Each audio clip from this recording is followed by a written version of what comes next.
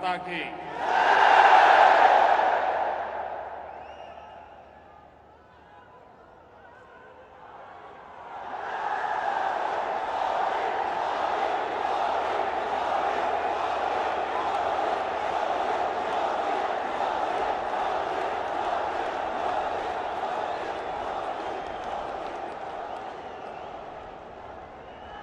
Dubai की धरती पर मैं आज मेरे सामने लघु भारत के दर्शन कर रहा हूं।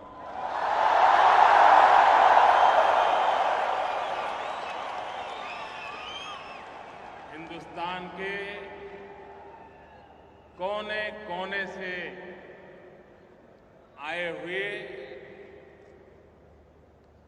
मेरे प्यारे देशवासियों को मैं नमन करता हूं।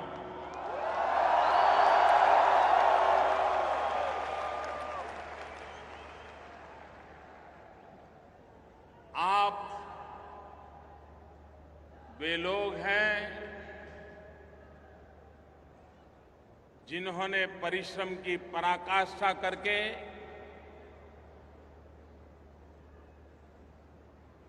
कोई 10 साल से, कोई 15 साल से, कोई 20 साल से, कोई 30 साल से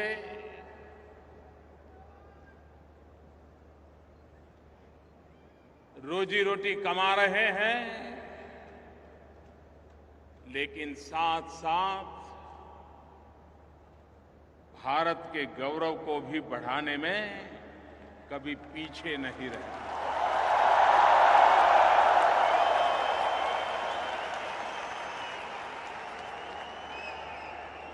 आपके व्यवहार के कारण, आपके आचरण के कारण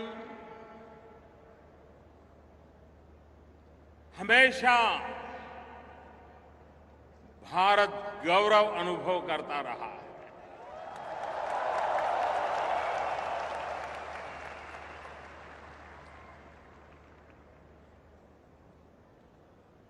भारत में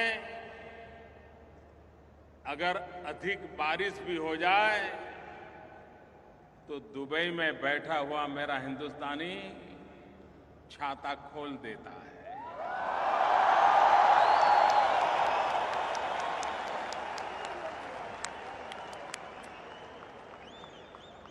भारत में अगर कहीं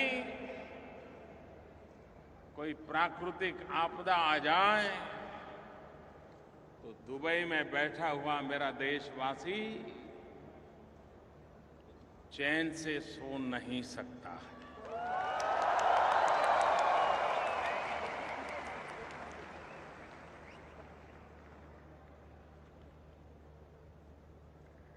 जब अटल बिहारी वाजपेयी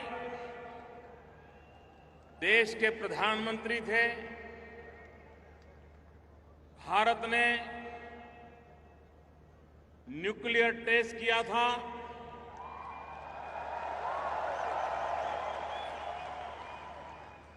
दुनिया चौंक गई थी। कुछ लोग गुस्से में आए थे और रातों रात भारत पर सैंक्शन लगा दिए गए थे। भारत को आर्थिक मुसीबतों में धकेल दिया गया था और तब वाजपेयी जी ने विश्व भर में फैले हुए भारतवासियों को आह्वान किया था देश की मदद करने के लिए। और आज मैं गर्व से कह सकता हूं कि वाजपेयी जी के उस आह्वान पर हिंदुस्तान की तिजोरी भरने में गल्फ कंट्रीज में जो मजदूरी का काम करते थे, उन मेरे भारतवासियों का सबसे बड़ा योगदान था।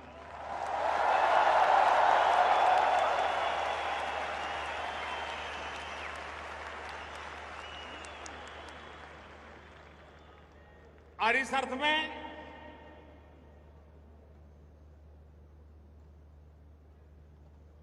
यहां बसा हुआ हर भारतवासी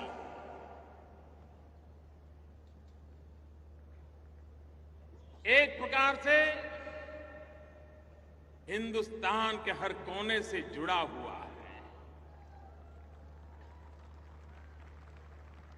पिछली बार जब देश लोकसभा के चुनाव के लिए व्यस्त था, चुनाव नतीजे आ रहे थे, हिंदुस्तान ही नहीं पूरा दुबई नाच रहा था।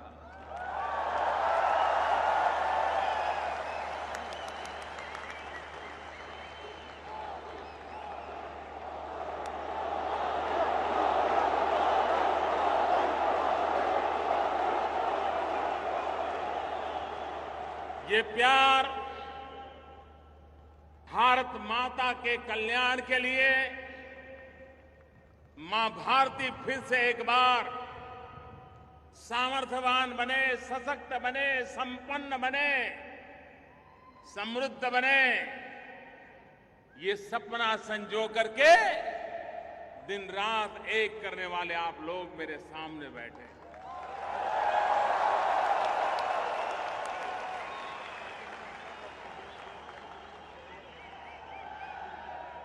भाइयों बहनों, आज यहां तो हिंदुस्तान के हर कोने से आए हुए मेरे भाई बहन मेरे सामने हैं, और दुबई वो सिर्फ लघु भारत ही रहा ऐसा नहीं है। अब तो दुबई एक लघु विश्व भी बन गया है।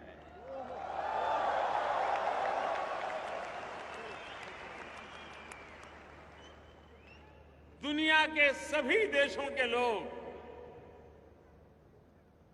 कम अधिक मात्रा में दुबई में रह रहे हैं। ठंडे से ठंडे प्रदेश के लोग भी ये 40-45 डिग्री तापमान में रहना पसंद करते हैं।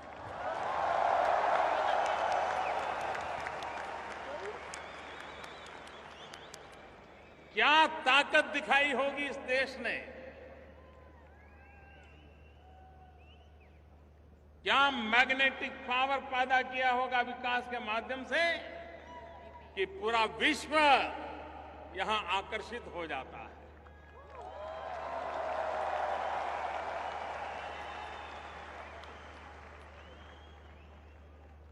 हिंदुस्तान के हर कोने से आए हुए सभी देशवासियों ने अभी 2 दिन पूर्व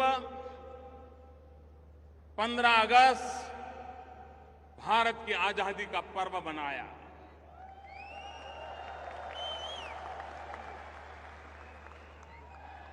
मैं भी आप सबको आजादी के पावन पर्व की अनेक अनेक शुभकामनाएं देता हूं।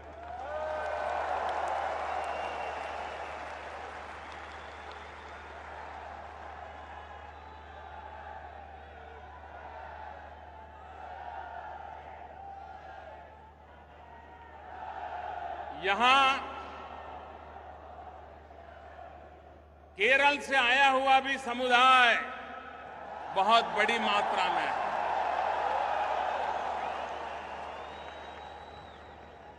मैं केरल का उल्लेख सविशेष रूप से इसलिए कर रहा हूं क्योंकि आज केरल का नव वर्ष है।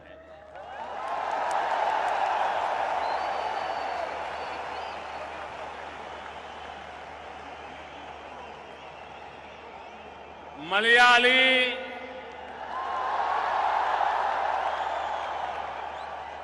सहोदरक, एंटे हृदयम, निरन्या, नव वलसरा, आशम सफल, नमस्कारम।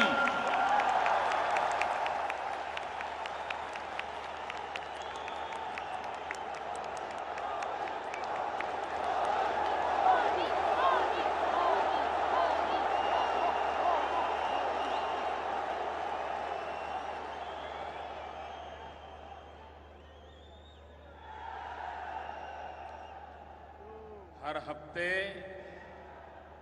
हिंदुस्तान से 700 से भी ज्यादा फ्लाइट यहां आती हैं। दुनिया में किसी एक देश के साथ इतनी बड़ी मात्रा में हवाई आवागमन अगर कहीं है तो इस इलाके से है।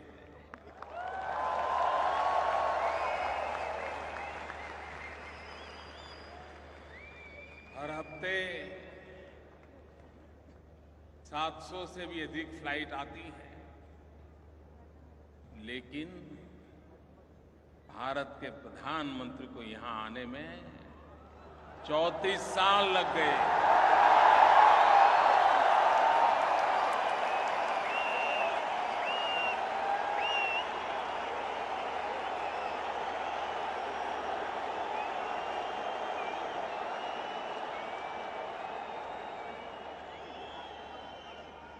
कभी कभी मुझे लगता है कि बहुत सारे ऐसे अच्छे अच्छे काम हैं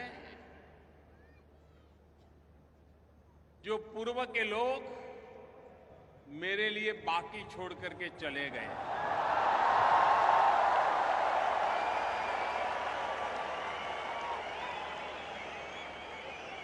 और इसलिए बहुत सारे बाकी रहे अच्छे काम करने का मुझे भाग्य मिला।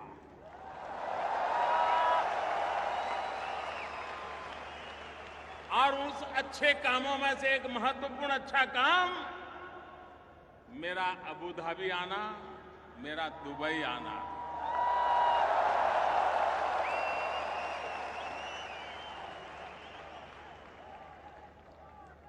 जिस प्रकार से ये मेरी पहली मुलाकात है, इसके पहले कभी मैं इस धरती पर, इस भूभाग पे नहीं आया, और 34 साल के बाद प्रधानमंत्री के रूप में कोई आए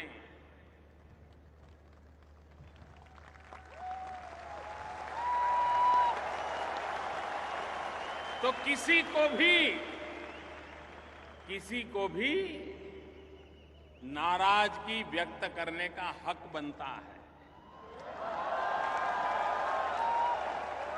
हक बनता है कि नहीं बनता है? बनता है कि नहीं बनता है? लेकिन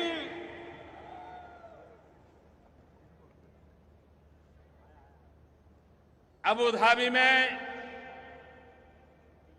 हिज हाइनेस क्राउन प्रिंस ने और दुबई में हिज हाइनेस अल मक्तुम जी ने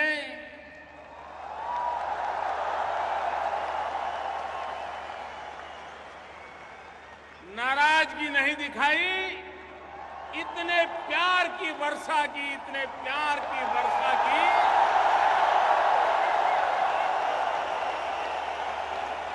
मैं उनके इस प्यार को कभी भूल नहीं पाऊंगा।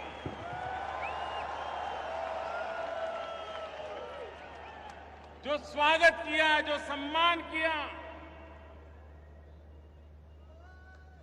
हिज हाइनेस क्राउन प्रिंस अपने सभी 5 भाइयों के साथ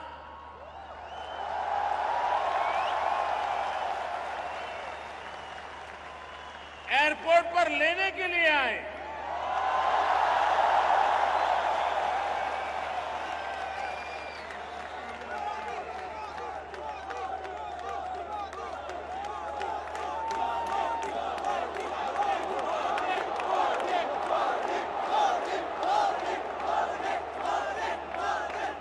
मेरे प्यारे देशवासियों, ये प्यार, ये सम्मान किसी व्यक्ति को नहीं है।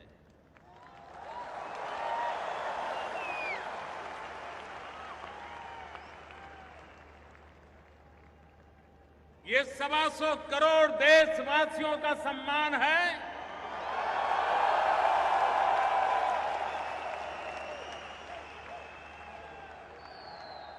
ये भारत की बदली हुई तस्वीर का सम्मान है।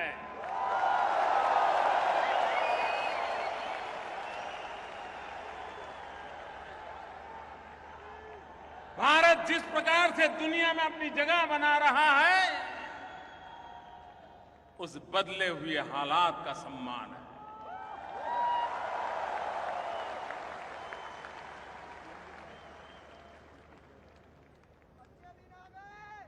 मैं हिज हाइनेस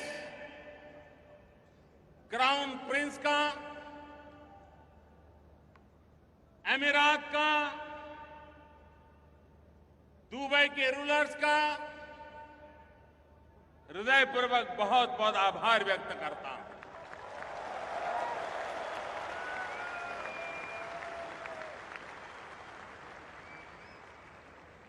एक तरफ संप्रदाय के नाम पर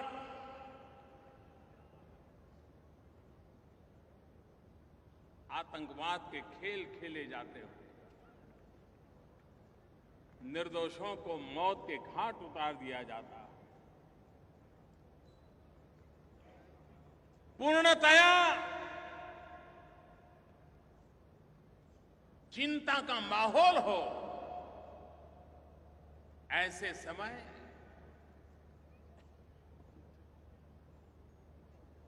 अबू धाबी के हिज हाइनेस क्राउन प्रिंस भारतीय समुदाय के लिए मंदिर बनाने के लिए जगह देने का निर्णय करें।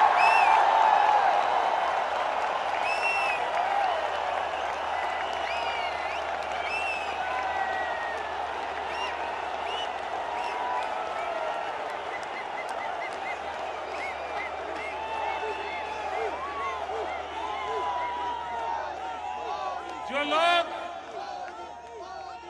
अबू धाबी से परिचित हैं, उन्हें पता है ये निर्णय कितना बड़ा है। ये सौगात कितनी बड़ी है। आप मुझे बताइए, सभी देशवासियों ने उनका विशेष रूप से अभिनंदन करना चाहिए कि नहीं करना चाहिए? मैं आज सबसे आग्रह करता हूं, तालियों की गूंज से क्राउन प्रिंस का अभिनंदन कीजिए।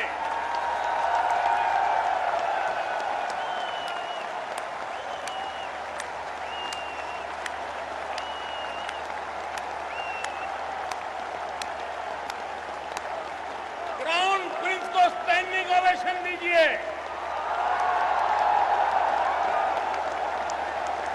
उनका अभिनंदन कीजिए।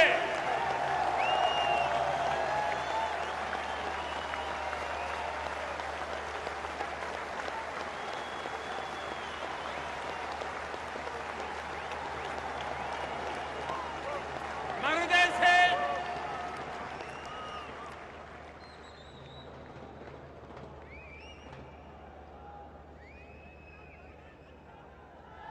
उनका अभिनंदन करता हूं।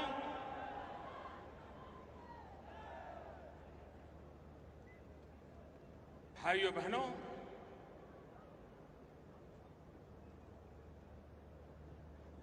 दो दिन की मेरी यात्रा में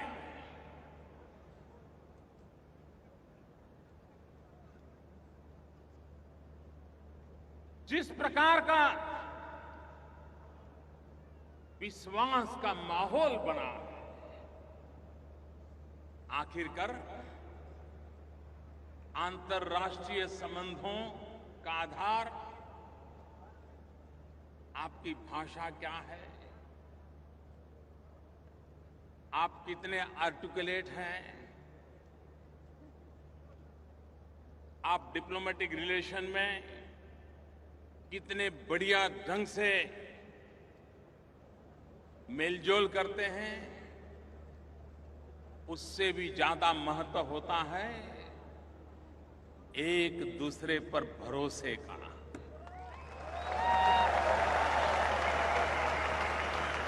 अंतर्राष्ट्रीय संबंधों में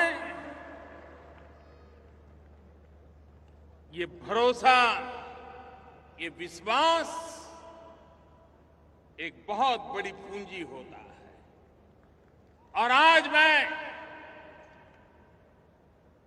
चंद घंटों की मेरी यहां की मुलाकात के बाद कह सकता हूं कि भारत, अबू धाबी, दुबई, अमीरात जो विश्वास का सेतु बना है वो अभूतपूर्व है और आने वाली पीढ़ियों तक काम आए ऐसा फाउंडेशन तैयार हुआ।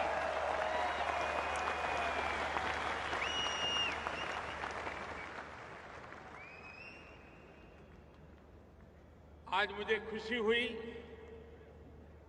कि जब आज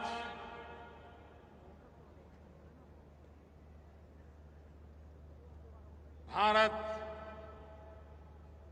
और अमीरात के बीच जो ज्वाइंट स्टेटमेंट आया है, आपको भी खुशी होगी जान करके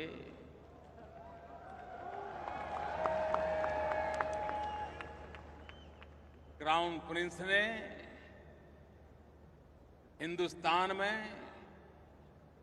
4.5 लाख करोड़ रुपया का निवेश करने का संकल्प लिया।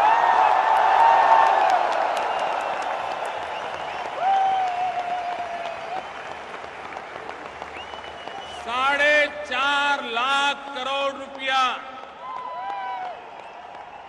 कितना कितना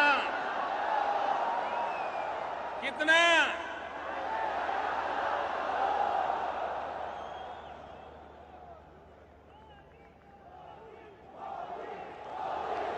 भाइयों बहनों,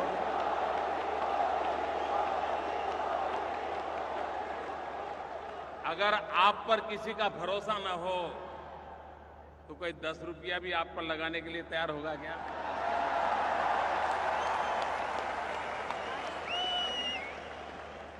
ये भारत की शाख बनी है। आज भारत का बदला हुआ रूप विश्व के सामने अपनी स्वीकृति बनाता आगे चल रहा है।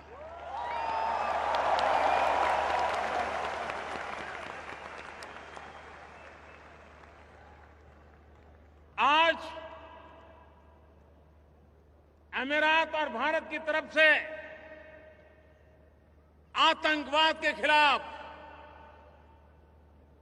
2 टूक शब्दों में बिना लाग लपेट और किसी की परवाह किए बिना साफ साफ शब्दों में संकेत दे दिए गए।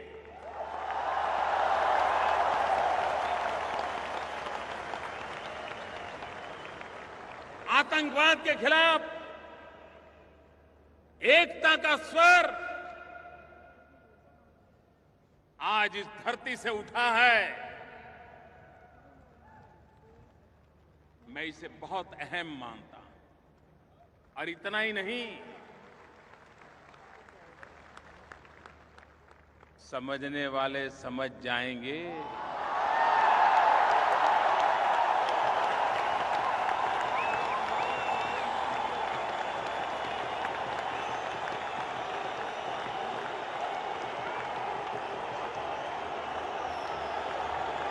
अक्लमंद को इशारा का भी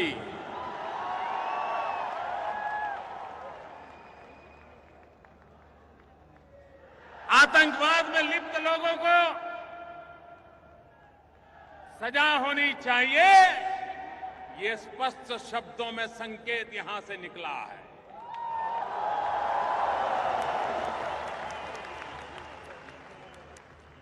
मैं आज यहां के शासकों का इसलिए भी आभारी हूं कि उन्होंने यूनाइटेड नेशंस जब अपने 70 साल मनाने जा रहा है तो यहां से कहा गया है और भारत की एक बात का खुला समर्थन किया गया है कि भारत को यूनाइटेड नेशन की सिक्योरिटी काउंसिल का परमानेंट मेंबरशिप मिलने की।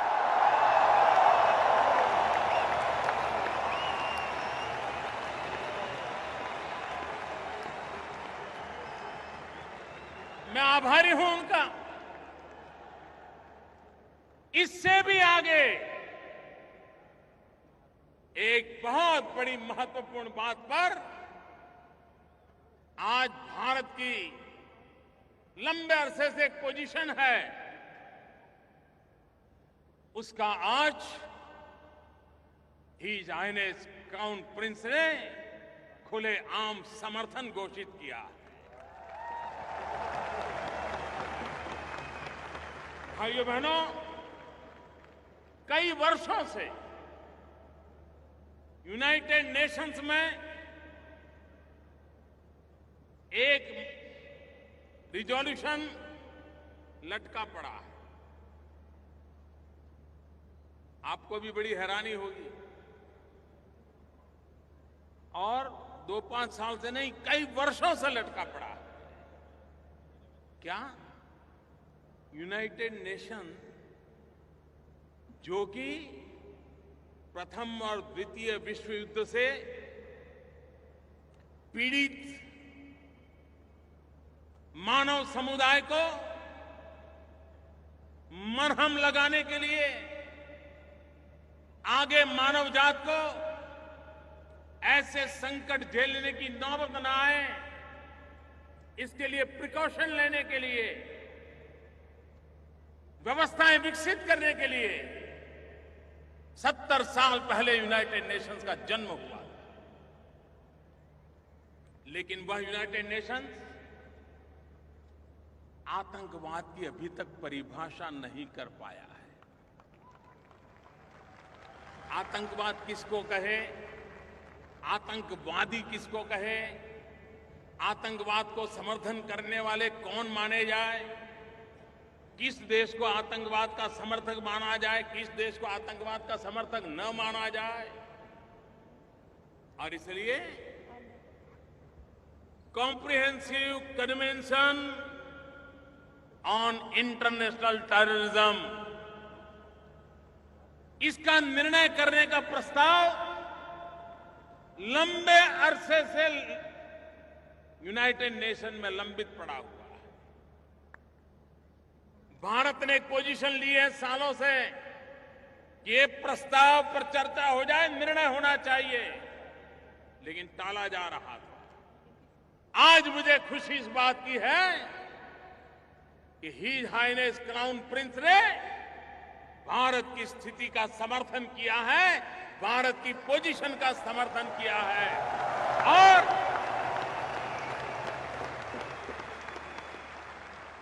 आतंकवाद के खिलाफ लड़ने के संबंध में आपने स्पष्ट संकेत दे दिए।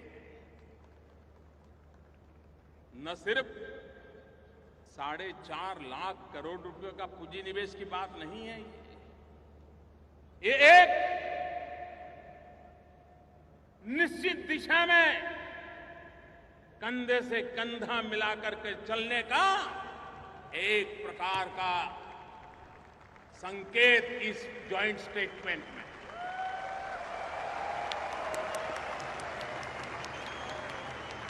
मैं इसे बहुत महत्वपूर्ण मानता हूं। भाइयों बहनों, आप तो सालों से बाहर हैं, आज भारत का नाम सुनते ही आपके सामने खड़े हुए व्यक्ति की आंखों में चमक आती है कि नहीं आती है? आपका माथा गर्व से ऊंचा होता है कि नहीं होता है? आपका सीना तन जाता है कि नहीं तन जाता है? एक गर्व महसूस करते हैं कि नहीं करते हैं? भाइयों बहनों, आज दुनिया का हिंदुस्तान की तरफ देखने का नजरिया पूरी तरह बदल चुका है। और उसका एक कारण, क्या कारण है?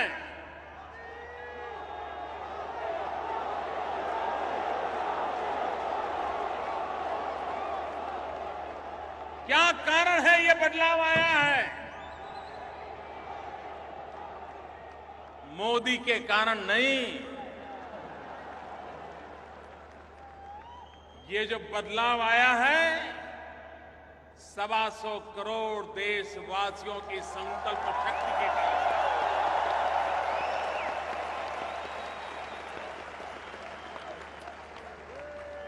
125 करोड़ देशवासियों ने 2014 मई महीने में 30 साल के बाद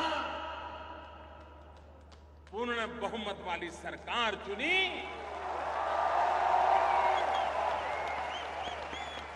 आज दुनिया का कोई भी महापुरुष, दुनिया का कोई भी राजनेता मोदी से जब हाथ मिलाता है ना, तब उसे मोदी नहीं दिखता है, उसे 125 करोड़ हिंदुस्तानी दिखाई देते हैं।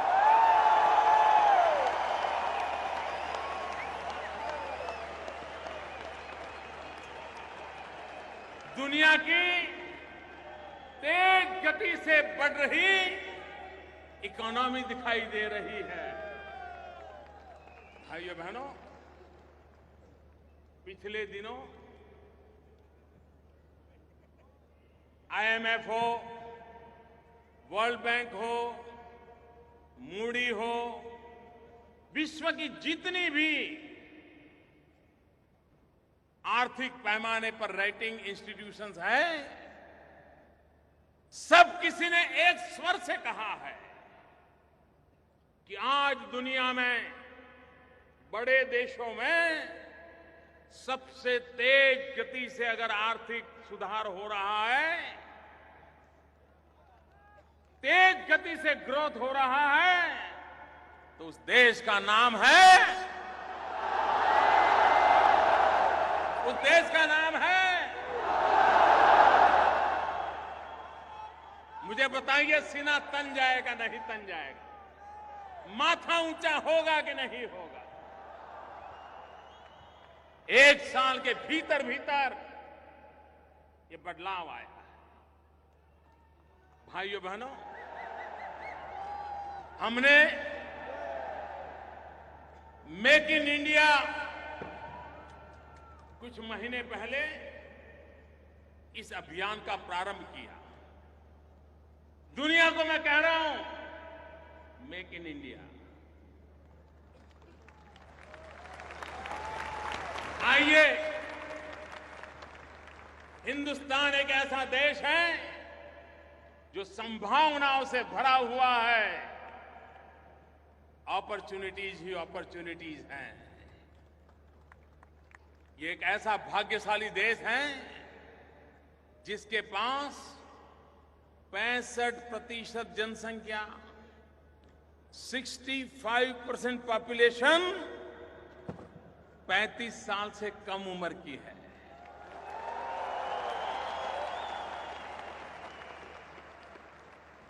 भारत एक नौजवान देश है। आज जहां जवानी लबालब भरी पड़ी है,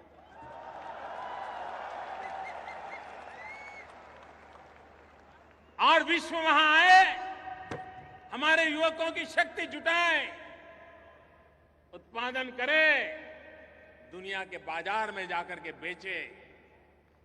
और आज ये कुछ ही महीनों का मामला है, फॉरेन डायरेक्ट इन्वेस्टमेंट एफडीआई में 48% वृद्धि हुई है। 48%।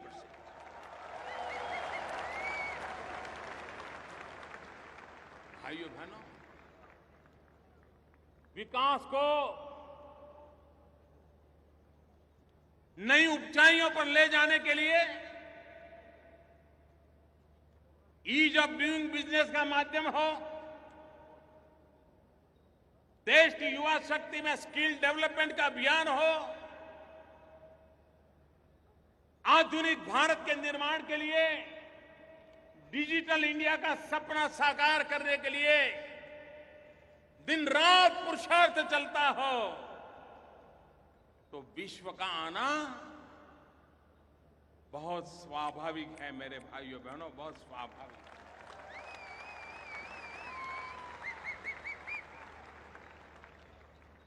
भाइयों बहनों, आज दुनिया जिस आतंकवाद के नाम सुनते ही कांप उठती है, एक नफरत पैदा होती है।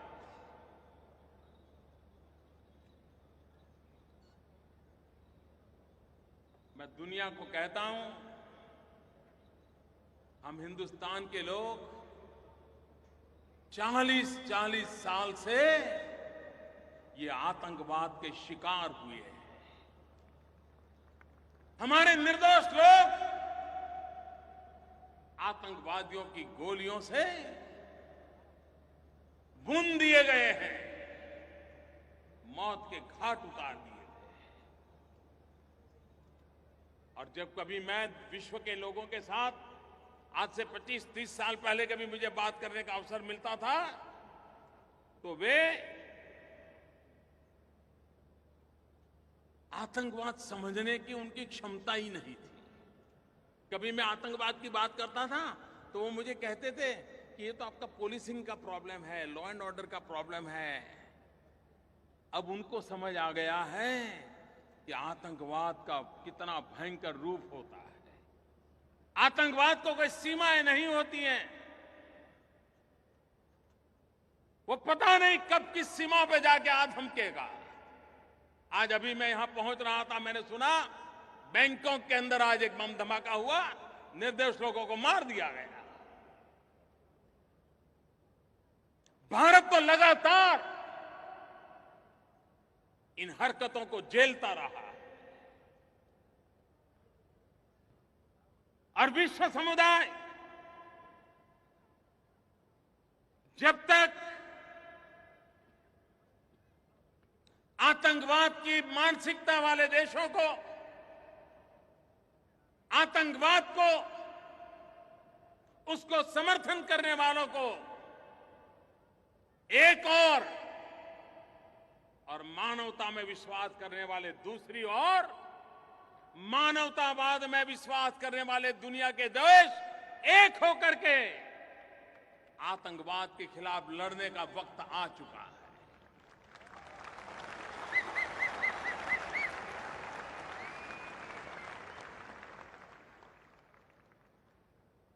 Good Taliban, bad Taliban, good terrorism, bad terrorism, ये अब चलने वाला नहीं है।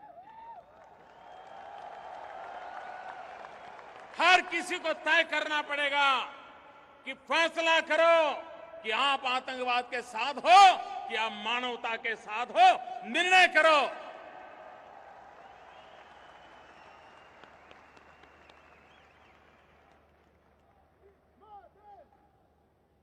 भारत को तो आज भी आए दिन इन नापाक हरकतों का शिकार होना पड़ता है।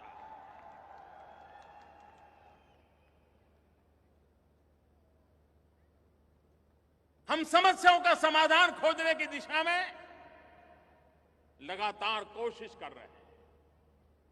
यहां बहुत कम लोगों को पता होगा कि भारत की आजादी के पहले से नागालैंड में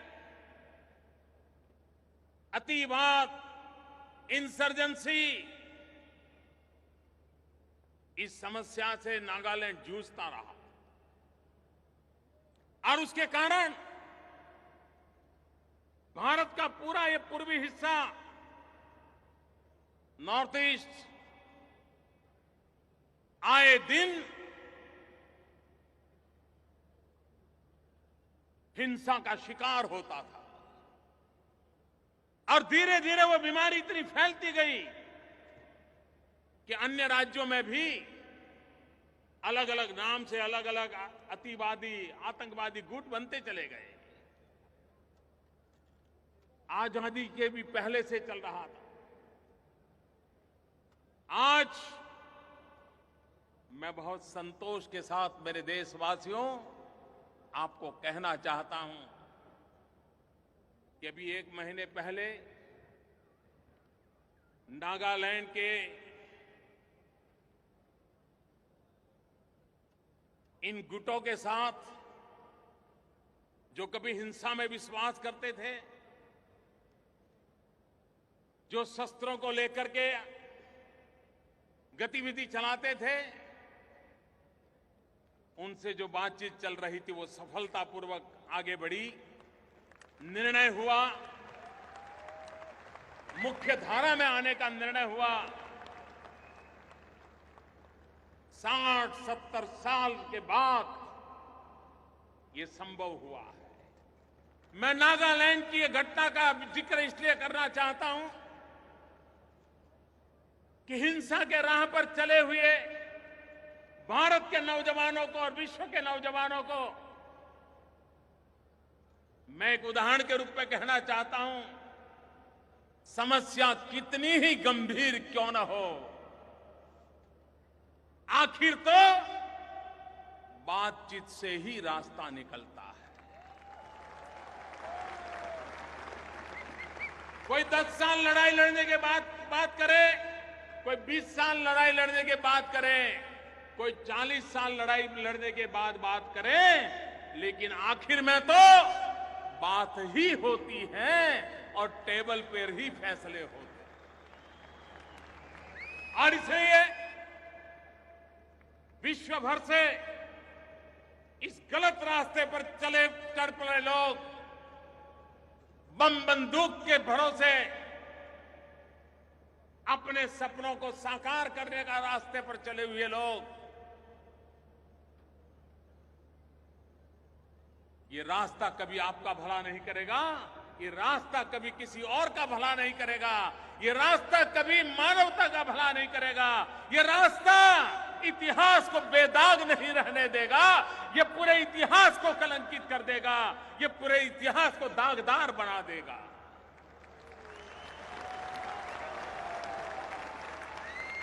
और इसलिए हिंसा का मार्ग छोड़ करके मुख्य धारा में जाना, ये आज समय की मांग है। मेरे प्यारे भाइयों बहनों, बांग्लादेश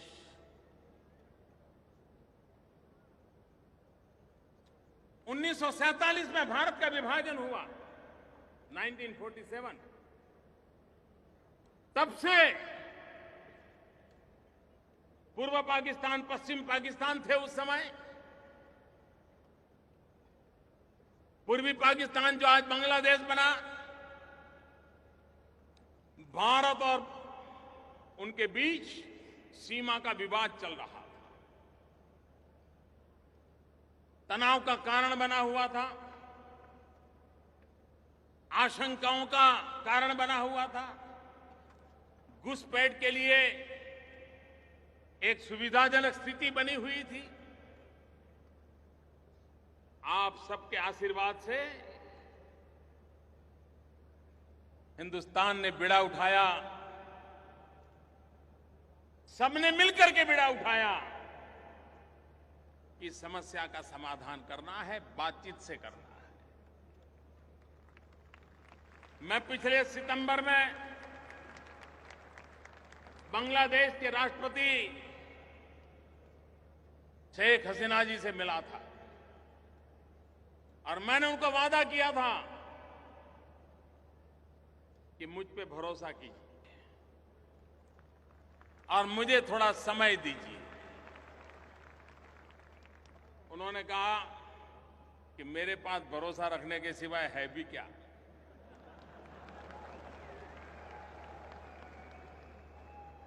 लेकिन आज मैं मेरे प्यारे देशवासियों आपके सामने सर झुका करके कहना चाहता हूं कि आजादी से लटका हुआ ये सवाल 1 अगस्त को समाप्त कर दिया गया।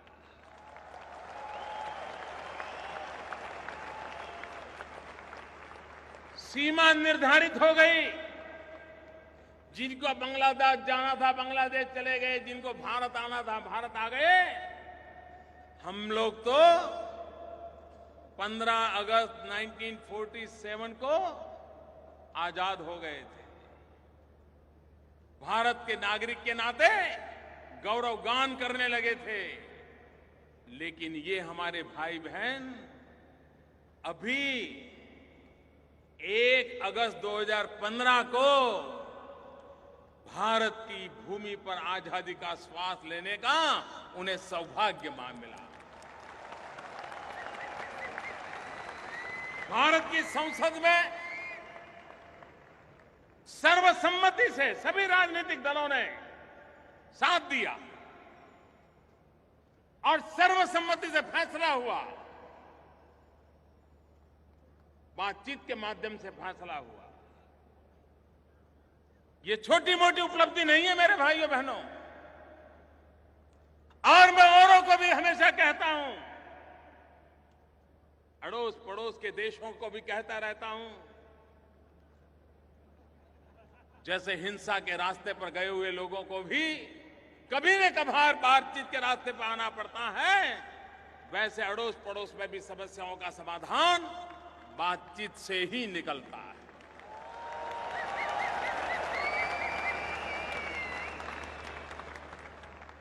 अंतर्राष्ट्रीय संबंधों में आज भारत एक महत्वपूर्ण भूमिका अदा कर रहा है, मानवता के अधिष्ठान पर कर रहा है। जब नेपाल में भूकंप आया, चंद घंटों में, ऐसा नहीं कि भाई जरा पूछो तो क्या हुआ है, जरा जानकारी लो क्या हुआ है, ऐसा करो अफसरों का डेलीगेशन भेजो, देखो जरा क्या मुसीबत आई है, ऐसा करो भाई कोई अपने रिश्तेदार वहां तो पूछो भाई हुआ क्या है। ऐसा इंतजार नहीं किया। आज दिल्ली में ऐसी सरकार है जो हर पल नजर आती है, हर जगह पे नजर आती है।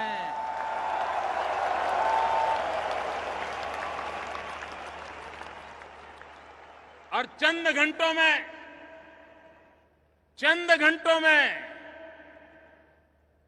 भारत से जो भी हो सकता था, ये मानवता का काम था, नेपाल के चरणों में जाकर के हमारे लोग बैठ गए और उनकी सेवा में लग गए और आज भी सेवा चालू है।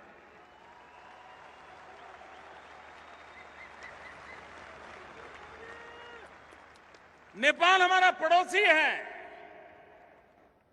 वो दुखी हो और हम सुखी हो, ये कभी संभव नहीं होता। उसके सुख में भी हमारा सुख समा हुआ है। श्रीलंका, आपको हैरानी होगी, जब मैं नेपाल गया प्रधानमंत्री बनने के बाद, नेपाल जाना है तो 70 मिनट नहीं लगती है। दिल्ली से नेपाल जाना हो 70 मिनट नहीं लगती है। लेकिन भारत के प्रधानमंत्री को नेपाल पहुंचने में 17 साल लग गए।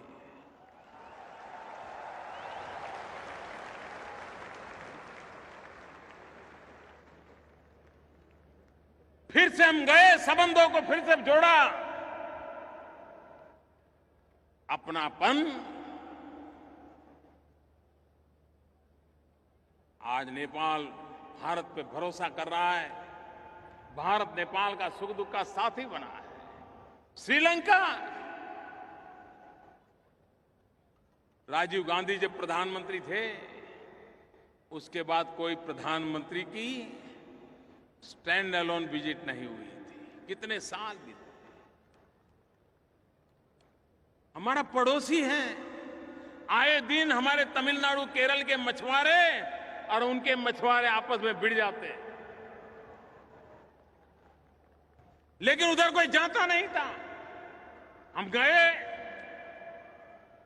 इतना ही नहीं, जाफना जहां 20-20 साल तक बम और बंदूक का ही कारोबार चलता था, उस जाफना में जाकर के उन दुखियारों के आंसू पोंछने का काम करने का सौभाग्य मुझे मिला।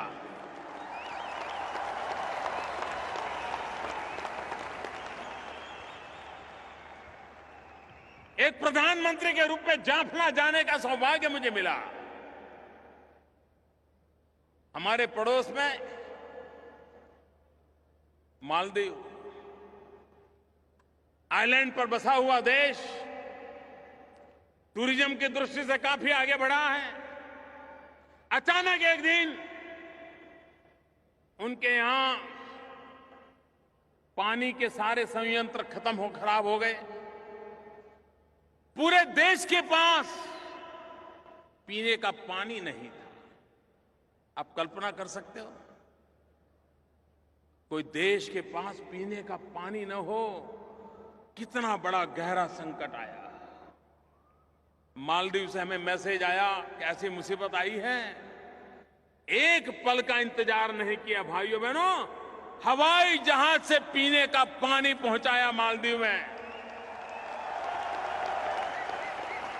दूसरे दिन स्टीमर से पानी पहुंचाना शुरू कर दिया, और जब तक उनके वो मशीन चालू नहीं हुए, पानी की व्यवस्था दोबारा पुनर्जीवित नहीं हुई, हमने मालदीव को प्यासा नहीं रहने दिया।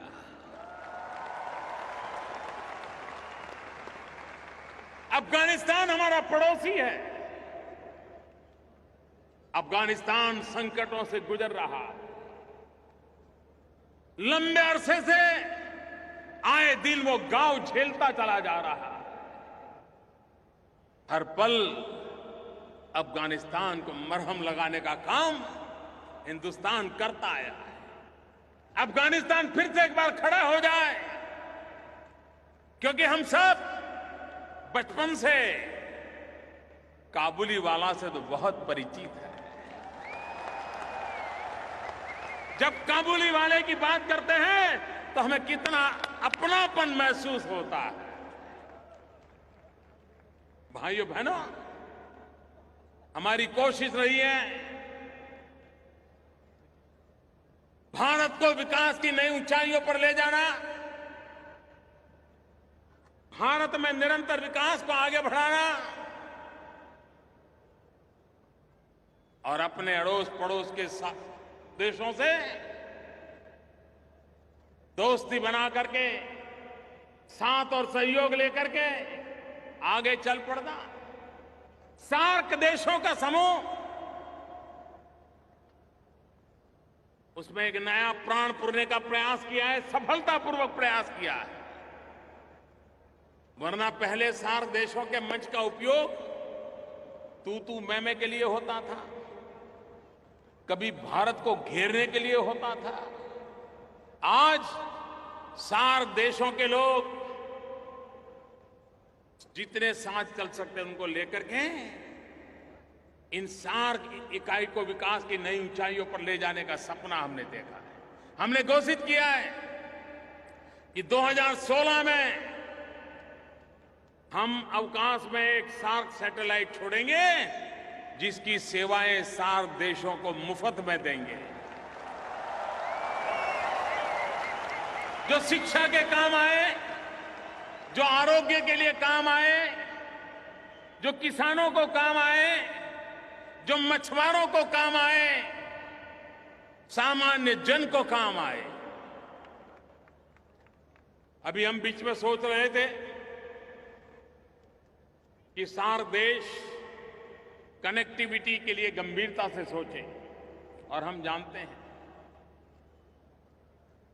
आज विकास में कनेक्टिविटी का महत्व बहुत है। आप समुद्री मार्ग से जुड़िए, या रेल मार्ग से जुड़िए, या रोड मार्ग से जुड़िए, जुड़ना जरूरी है। यूरोप के देशों को ये लाभ मिला हुआ है। एक देश से दूसरे देश चले जाओ, पता तक नहीं चलता देश कब बदल गया। क्या ये सार्क देशों के बीच नहीं हो सकता है? हमने मिलकर के सामूहिक निर्णय करने का प्रयास किया नेपाल में, लेकिन आप जानते हैं कुछ लोगों को जरा तकलीफ होती है।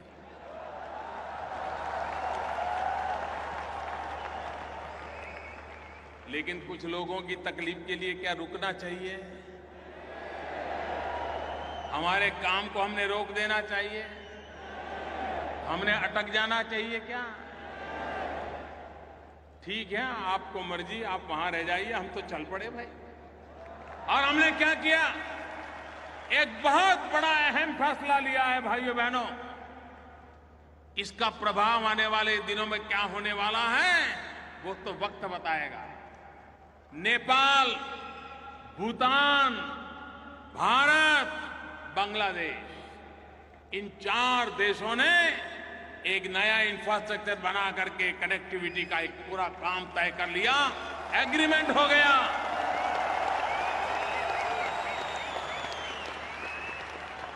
ये आगे चल करके नॉर्थ ईस्ट से जुड़ेगा, वहां से ये म्यांमार से जुड़ेगा, वो इंडोनेशिया, थाईलैंड, पूरब हिंदुस्तान, पूरब के विश्व की तरफ भारत को कनेक्टिविटी की एक ताकत देगा। एक नया भारत का बदला हुआ संबंधों का एक नया विश्व खड़ा हो जाएगा।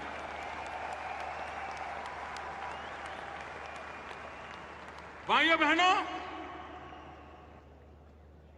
एक निश्चित समझ के साथ भारत अपनी भूमिका भी अदा करे। भारत बड़े होने के अहंकार से नहीं, हर किसी के साथ कंधे से कंधा मिलाकर के चलना चाहता है।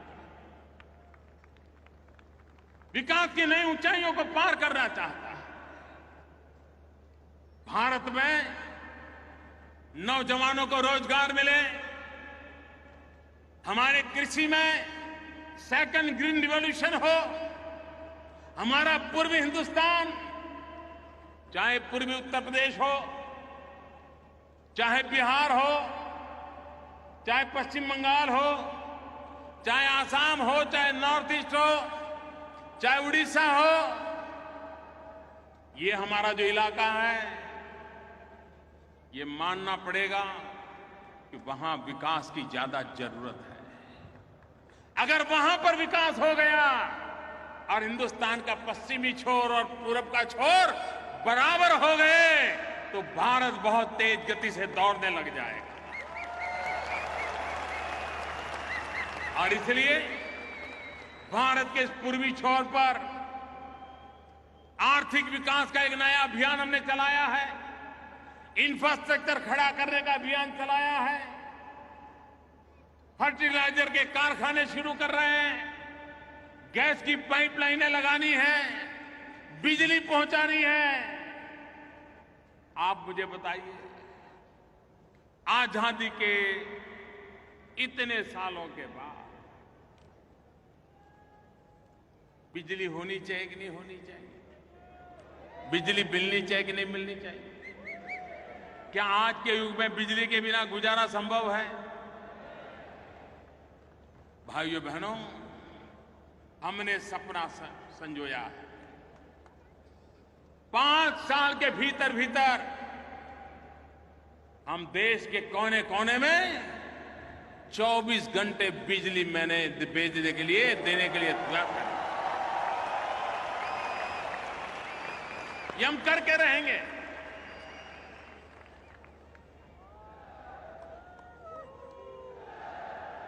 दुबई में रहने वाले मेरे प्यारे भाइयों बहनों,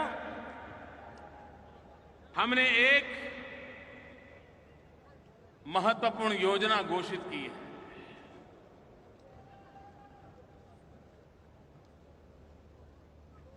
हमारे देश में लोगों को पहले बैंक अकाउंट नहीं थे, हमने हर हिंदुस्तानी का बैंक अकाउंट खोल दिया। एक काम किया, भारत में हमारे देश के नागरिकों को इंश्योरेंस नहीं है, बीमा नहीं है, उसके परिवार में कोई आपत्ति आ जाए तो पीछे वालों को देखने की कोई व्यवस्था नहीं। हमने 3 योजनाएं लगाई हैं। एक प्रधानमंत्री बीमा सुरक्षा योजना, प्रधानमंत्री जीवन ज्योति योजना, और इंश्योरेंस के लिए कितना पैसा देना है। एक स्कीम ऐसी है कि जिसमें 1 महीने में सिर्फ 1 रुपया देना है, 12 महीने में 12 रुपया। हमारे देश का गरीब से गरीब व्यक्ति दे सकता है कि नहीं दे सकता है? मुझे बताइए, दे सकता है नहीं दे सकता है? गरीब से गरीब व्यक्ति 1 रुपया महीने में दे सकता है कि नहीं दे सकता है? महीने का 12 रुपया, साल भर का 12 रुपया, साल भर का 12 रुपया देगा, उसे 2 लाख रुपयों का सुरक्षा का बीमा मिलेगा।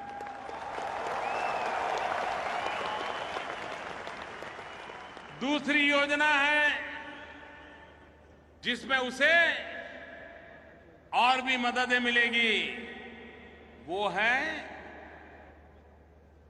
1 दिन का 90 पैसा, 1 रुपया भी नहीं, 1 दिन का 1 रुपया भी नहीं। आज तो चाय भी 1 रुपये में मिलती नहीं है। मैं जब चाय बेचता था तो 1 रुपया भी नहीं मिलता था।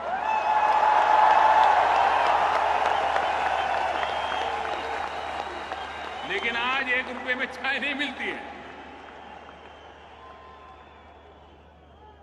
1 दिन का 90 पैसा, साल भर के 330 रुपए, और उसे भी ये सुरक्षा कवच मिलेगा। नेचुरल मृत्यु होगा, नेचुरल, अकस्मात नहीं हुआ है, सहज, तो भी उसके परिवार को 2 लाख रुपया मिलेगा।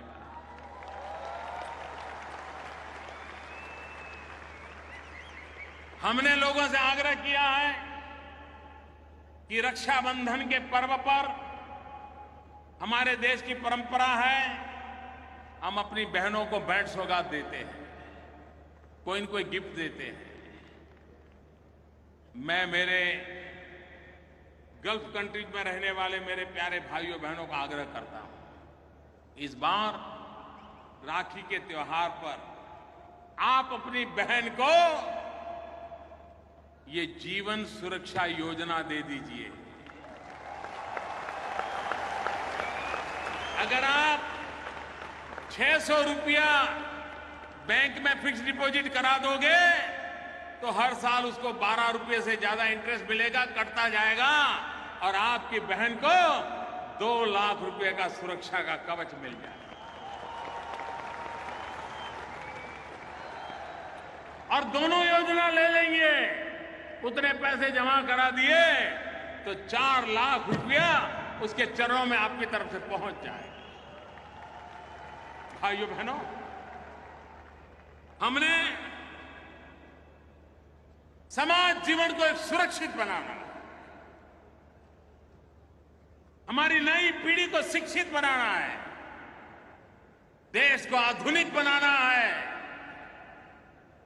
और आज जब विश्व का भारत की तरफ आकर्षण बढ़ा है, उस परिस्थिति का हमने लाभ उठाना है और देश को विकास की नई ऊंचाइयों पर ले जाना है। मेरे प्यारे भाइयों बहनों, आपने मुझे जो सम्मान दिया, प्यार दिया, पूरा हिंदुस्तान आपको देख रहा हो।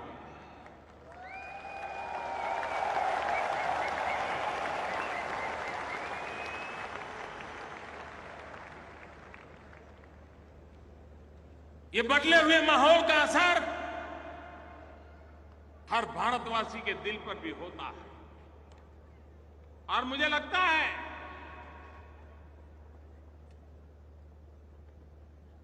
कि विश्व भर में जो हमारा भारतीय समुदाय पहुंचा है, उस भारतीय समुदाय को भी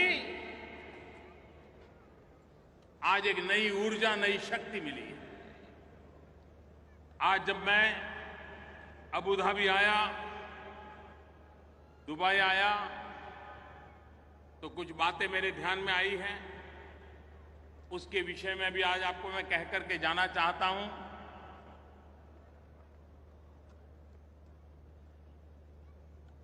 एम्बेसी के संबंध में,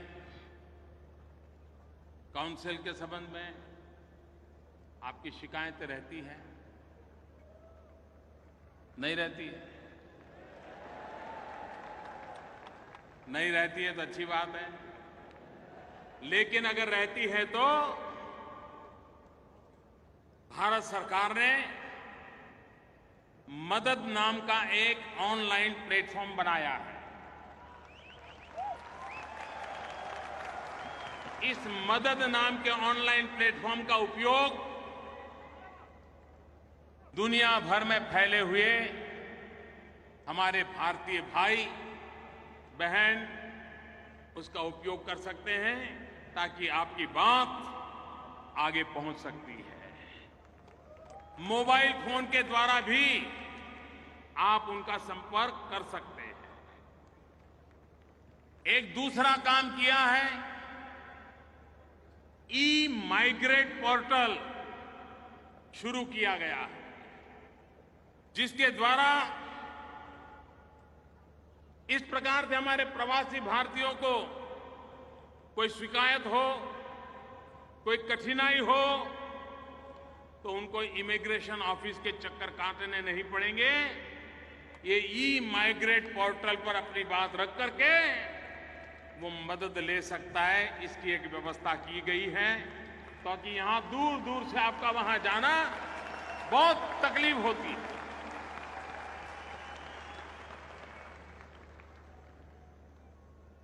मुझे ये भी बताया गया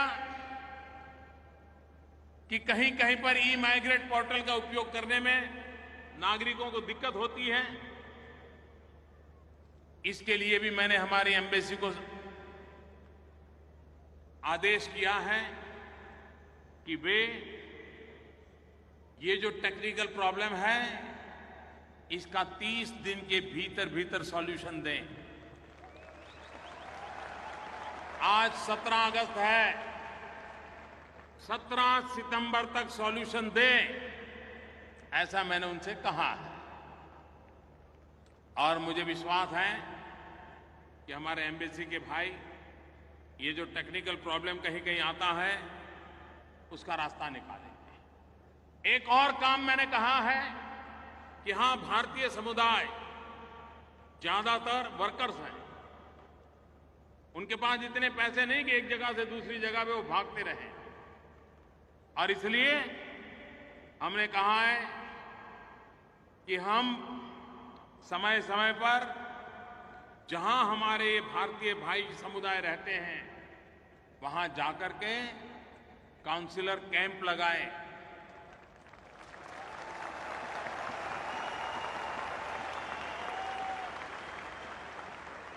महीने में एक बार, 2 महीने में एक बार, और वहीं जाकर के उनसे बैठे बातचीत करें और उनकी समस्या के समाधान के लिए योग्य व्यवस्था करें। मैं यहां ये बातें इसलिए कह रहा हूं कि ये भूभाग ऐसा है कि जहां मेरे गरीब तबके के भाई बहन रहते हैं, मजदूरी करने के लिए यहां आए हो। अमेरिका के लिए कुछ कर पाऊं या न कर पाऊं, लेकिन अगर आपके लिए नहीं कुछ करता तो मैं बेचैन हो जाता।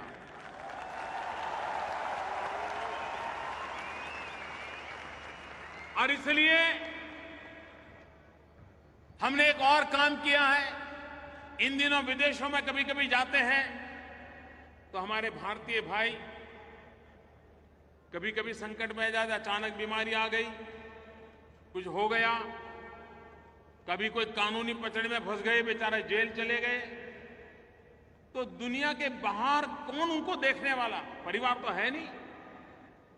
और इन हमारे कभी कभी मुसीबत में कोई परिवार आ जाए तो उनकी मदद करने के लिए Indian community welfare fund ICWF स्थापित किया गया है। सब दूतावासों को ये वेलफेयर फंड दिया गया है, और इसलिए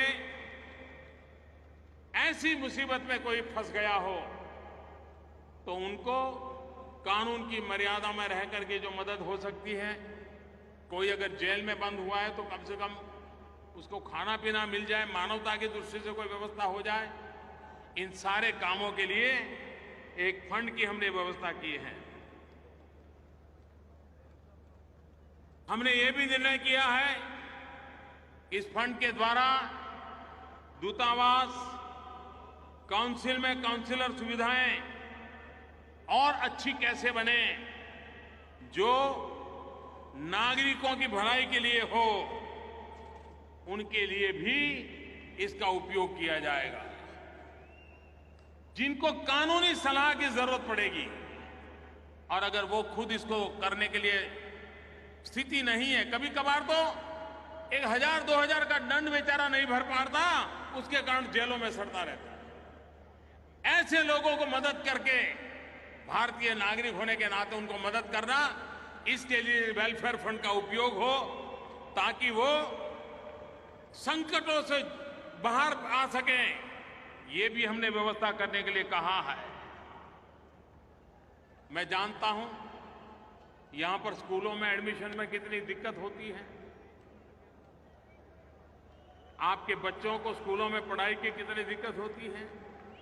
मैंने यहां के संबंधित लोगों से बात कही है और मैंने कहा है कि अधिक स्कूलें कैसे बने, इसकी चिंता मैंने की है। देखते हैं, मुझे विश्वास है कि आगे वाले दिनों में उसका भी लाभ आप लोगों को मिलेगा। मुझे विश्वास है मेरे भाइयों बहनों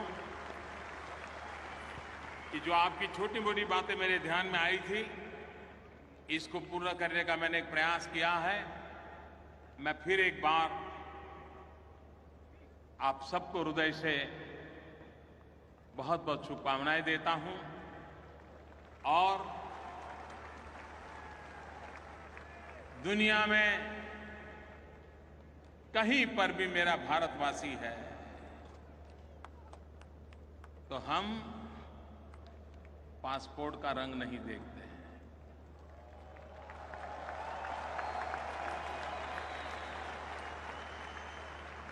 हमारा खून का रंग काफी है। वो धरती का नाता काफी है। और इसलिए आइए मेरे साथियों, हम सब मिलकर के जहां भी हो, मां भारती का माथा ऊंचा करने के लिए, गौरव से जीवन जीने के लिए एक माहौल बनाने में शरीक हो। और आपका योगदान, आपकी शक्ति, सामर्थ्यवान आपके परिवार को भी भला करने में काम आए, देश का भी भला करने के लिए काम आए। इसी शुभकामनाओं के साथ आप सबका बहुत बहुत धन्यवाद। मेरे साथ दोनों मुट्ठी बंद करके बोलिए, भारत माता की। दोनों मुट्ठी पूरी बंद करके पूरी ताकत से बोलिए। भारत के कोने कोने में आपके अपने गांव में आवाज पहुंचनी चाहिए, भारत माता की, भारत माता की, भारत माता की।